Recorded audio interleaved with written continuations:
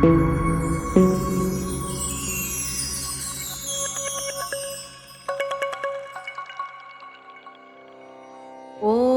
श्री परमात्मने नमः। ॐ श्री परमात्मने नमः।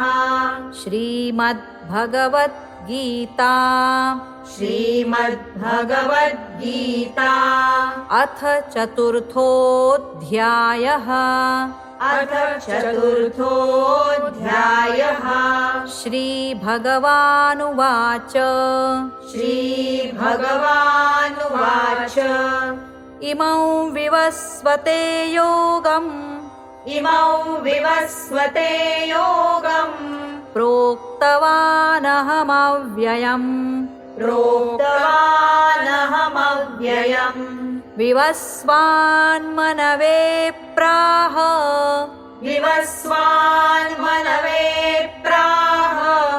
मनुरिक्ष्वाकवे ब्रवीत् एवं परम्परा प्राप्तम्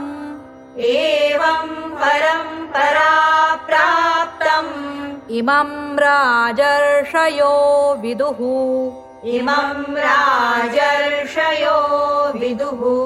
सकाले नेह महता योगो नष्टः परन्तप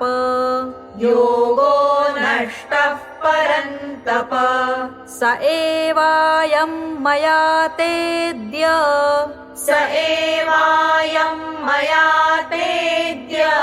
योगः प्रोक्तः पुरातनः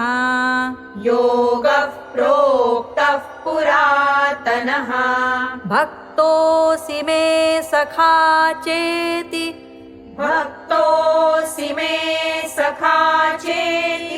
रहस्यं ह्येतदुत्तमम् अर्जुन उवाच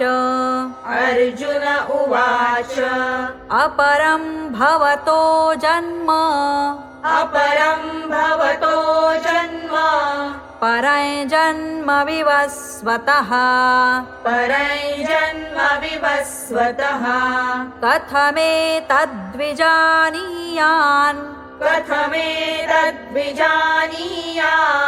त्वमादौ प्रोक्तवानिति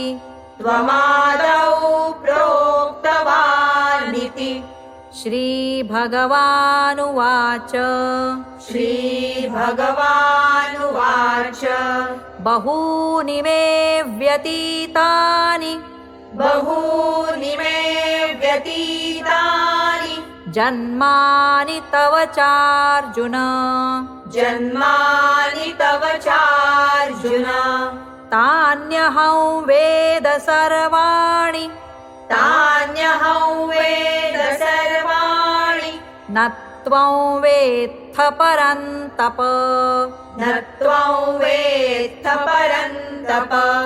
अजोऽपि सन्नव्ययात्मा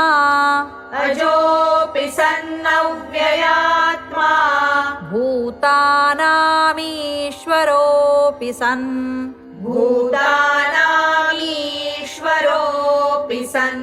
प्रकृतिं स्वामधिष्ठाय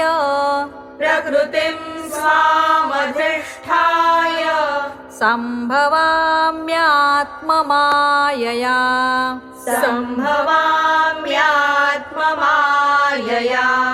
यदा यदा हि धर्मस्य ग्लानिर्भवति भारत अभ्युत्थानमधर्मस्य तदात्मानं सृजाम्यहम्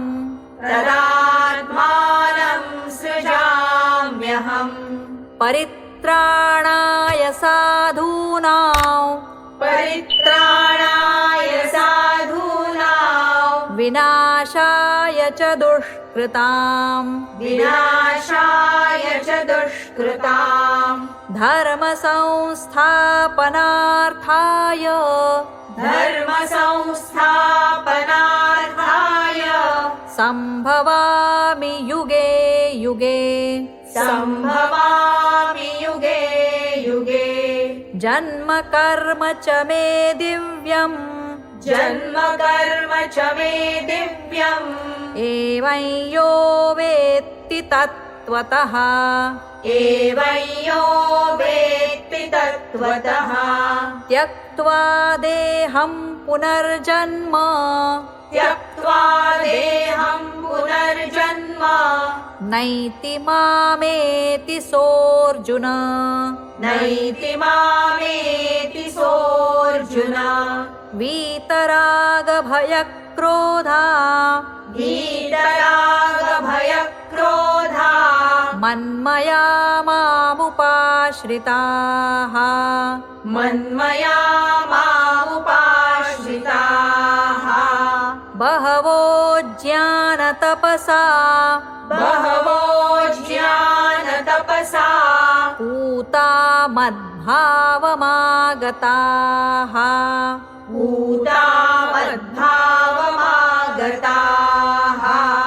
ये यथा मां प्रपद्यन्ते ये यथा मां प्रपद्यन्ते तांस्तथैव भजाम्यहम् तांस्तथैव भजाम्यहम् मम वर्त्मानुवर्तन्ते मम वर्त्मानुवर्तन्ते मनुष्याः पार्थ सर्वशः मनुष्याः पार्थ सर्वशः काङ्क्षन्तः कर्मणां सिद्धि काङ्क्षन्तः कर्मणां सिद्धि यजन्त इह देवताः यजन्त इह देवताः क्षिप्रं हि मानुषे लोके क्षिप्रं हि मानुषे लोके सिद्धिर्भवति कर्मजा सिद्धिर्भवति कर्मजा चातुर्वर्ण्यं मया सृष्टं चातुर्वर्ण्यं मया सृष्टं गुणकर्मविभागशः गुणकर्मविभागशः तस्य कर्तारमपि मां तस्य कर्तारमपि मां विद्यकर्तारमव्ययम् विद्यकर्तारमव्ययम् न मां कर्माणि लिम्पन्ति न मां कर्माणि लिम्पन्ति न मे कर्मफले स्पृहा न मे कर्मफले स्पृहा इति मायोऽभिजानाति इति मायोऽभिजानाति कर्मभिर्न स बध्यते कर्मभिर्न स बध्यते एवं ज्ञात्वा कृतं कर्म एवं ज्ञात्वा कृतं कर्म पूर्वैरपि मुमुक्षुभिः पूर्वैरपि मुमुक्षुभिः कुरु कर्मैव तस्मात् त्वं कुरु कर्मैव तस्मात् त्वं पूर्वैः पूर्वतरं कृतम् पूर्वैः पूर्वतरं कृतम् किं कर्म किमकर्मेति किं कर्म किमकर्मेति कवयोऽप्यत्र मोहिताः कवयोऽप्यत्र मोहिताः तत्ते कर्म प्रवक्ष्यामि तत्ते कर्म प्रवक्ष्यामि यज्ञात्वा मोक्ष्यसे शुभात् यज्ञात्वा मोक्ष्यसे शुभात् कर्मणो ह्यपि बोद्धव्यम् कर्मणो ह्यपि बोद्धव्यम् बोद्धव्यं च विकर्मणः बोद्धव्यं च विकर्मणः अकर्मणश्च बोद्धव्यं अकर्मणश्च बोद्धव्यं गहना कर्मणो गतिः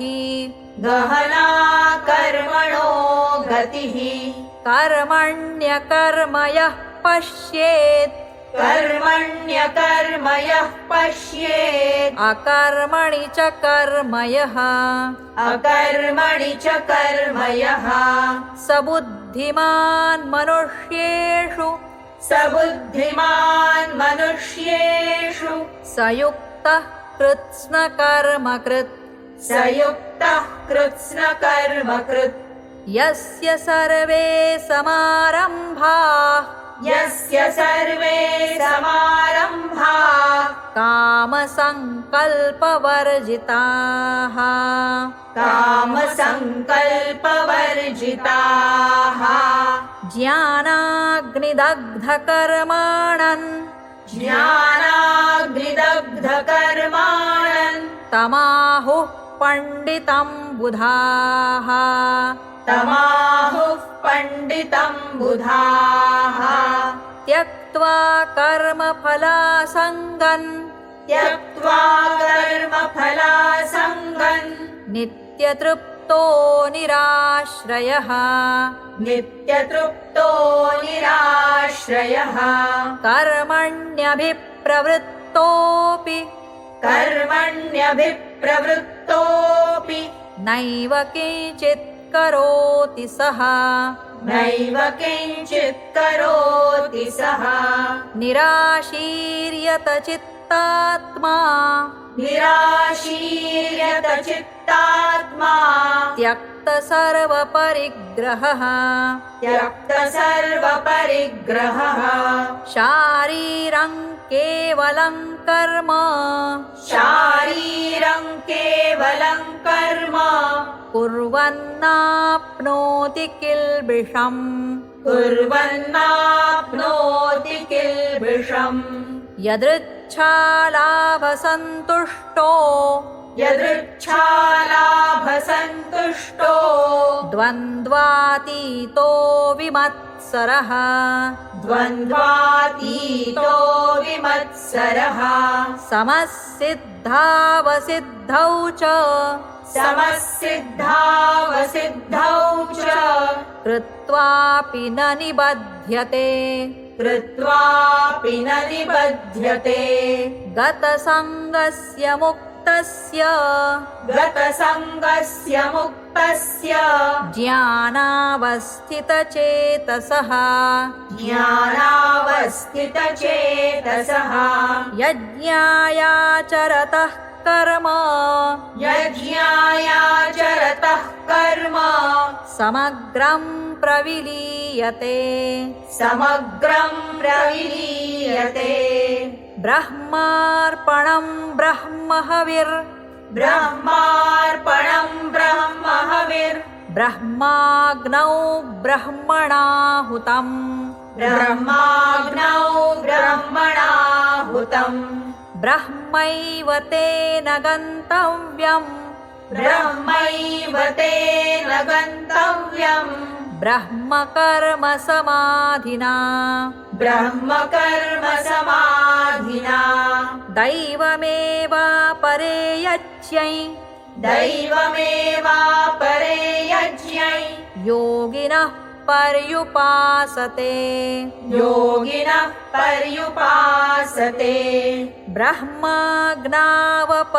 यज्ञै ब्रह्माज्ञावपरे यज्ञै यज्ञेनैवोपजुह्वति यज्ञेनैवोपजुह्वति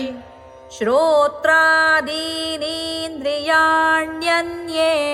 श्रोत्रादीनीन्द्रियाण्यन्ये संयमाग्निषु जुह्वति संयमाग्निषु जुह्वति शब्दादीन् विषयानन्य शब्दादीन् विषयानन्य इन्द्रियाग्निषु जुह्वति इन्द्रियाग्निषु जुह्वति सर्वाणीन्द्रियकर्माणि सर्वाणीन्द्रियकर्माणि प्राणकर्माणि चापरे प्राणकर्माणि चापरे आत्मसंयमयोगाग्नौ आत्मसंयमयोगाग्नौ जुह्वति ज्ञानदीपिते जुह्वति ज्ञानदीपिते द्रव्ययज्ञास्तपोयज्ञा द्रव्ययज्ञास्तपोयज्ञा योगयज्ञास्तथा परे योगयज्ञास्तथा परे स्वाध्यायज्ञानयज्ञाश्च स्वाध्यायज्ञानयज्ञाश्च यतयः संशितव्रताः यतयः संशितव्रताः अपाने जुह्वति प्राणम् अपाने जुह्वति प्राणम् प्राणे पानं तथा परे प्राणे पानं तथा परे प्राणापानगतिरुद्ध्वा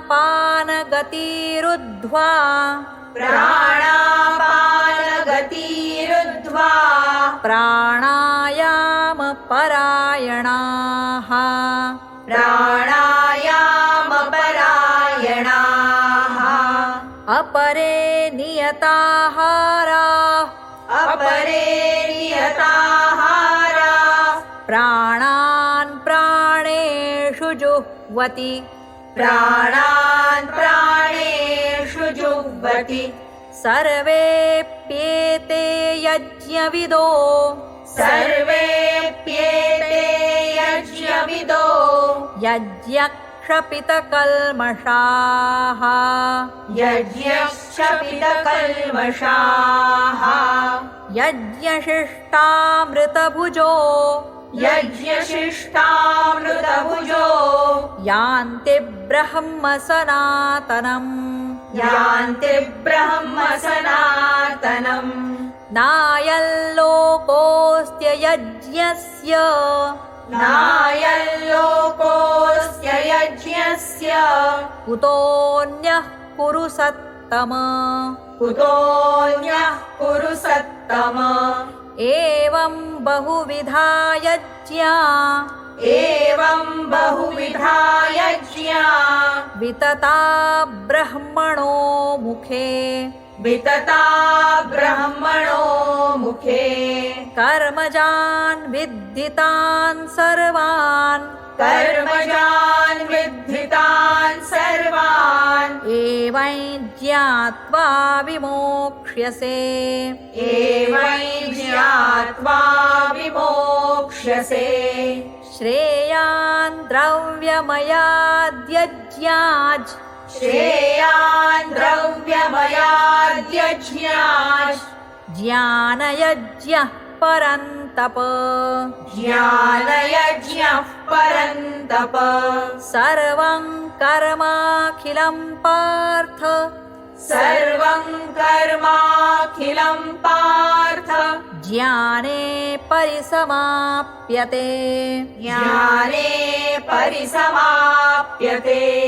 तद्विद्धि प्रणिपातेन तद्विद्धि प्रणिपातेन परिप्रश्नेन सेवया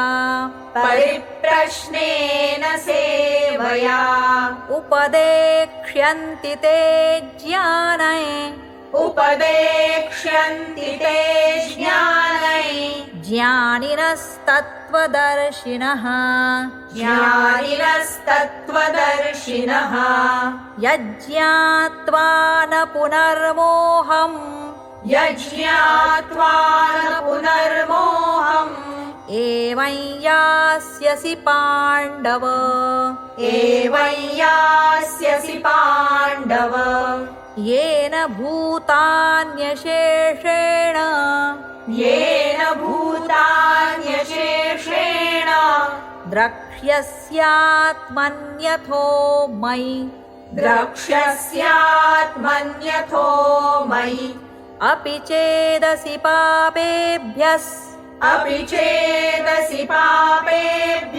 सर्वेभ्यः पापकृत्तमः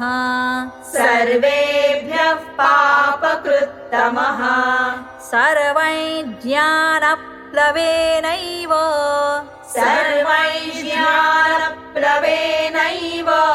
वृजिनं सन्तरिष्यसि यथैधांसि समिद्धोऽग्निर् भस्मसात् कुरुतेऽर्जुन ज्ञानाग्निः सर्वकर्माणि भस्मसात् कुरुते तथा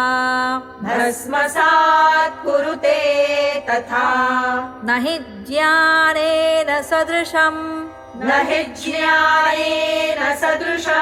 पवित्रमिह विद्यते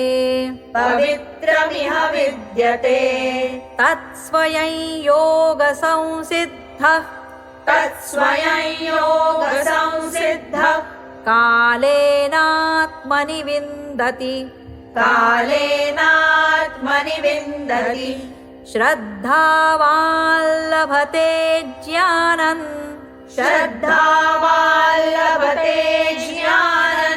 तत्परः संयतेन्द्रियः ज्ञानं लब्ध्वा परां शान्तिम्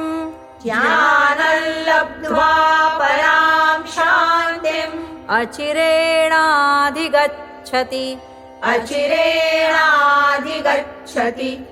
अज्ञश्च श्रद्दधानश्च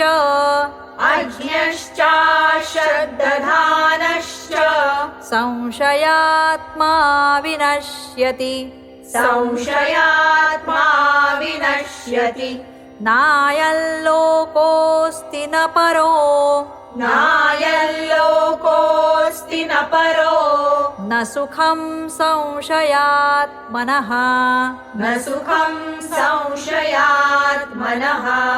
योगसन्न्यस्तकर्माणै ज्ञानसञ्छिन्न संशयम् आत्मवन्तन्न कर्माणि निबध्नन्ति धनञ्जय तस्मादज्ञानसम्भूतम् हृत्स्थैर्ज्ञानासिनात्मनः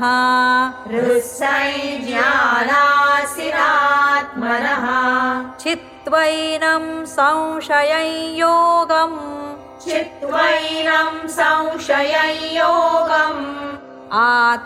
आतिष्ठोत्तिष्ठ भारत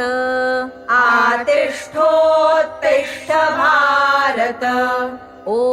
तत्सदिति श्रीमद्भगवद्गीतासु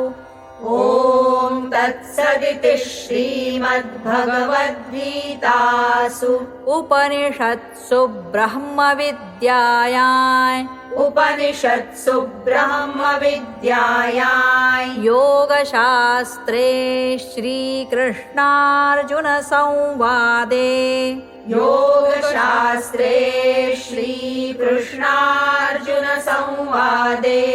ज्ञानकर्मसन्न्यासयोगो नाम चतुर्थोऽध्यायः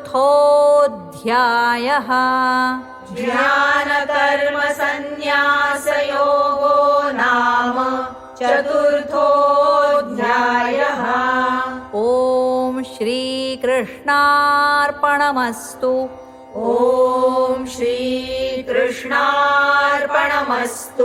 हरये नमः हरये नमः हरये नमः हरये नमः हरये नमः हरये नमः